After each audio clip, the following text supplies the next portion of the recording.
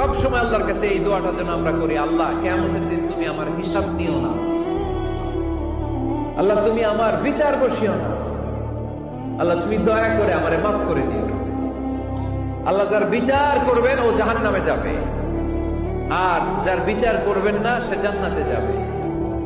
আল্লাহ যদি বিচার করে আর পাই টু পাই হিসাব নেয়, নামাজ পড়লি না কেন, রোজা রাখলি না কেন, মিথ্যা বললি কেন, খাদ্যে ভেজাল দিলি কেন, মাছে ফরমালিন দিলি কেন, যৌতুক খাইলি কেন, ঘুষ খাইলি কেন, উল্টাপাল্টা করলি কেন, জিনা করলি কেন, একটার পর একটা প্রশ্ন বানে যদি সেই ভয়ঙ্কর দিনে আল্লাহ আমাদেরকে জর্জরিত করে, আমাদের কোন উত্তর আছে? সেদিন আমাদের বাঁচার কোন উপায় আছে? তাই আমরা সবাই আল্লাহর কাছে দোয়া করবো, আল্লাহ কোনো বিচার টিচার মানি না, কোনো বিচার করতে পারবো না, দয়া করবা।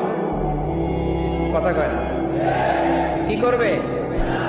এবার আওয়াজ করে বলেন, বিচার চান না দয়া চান?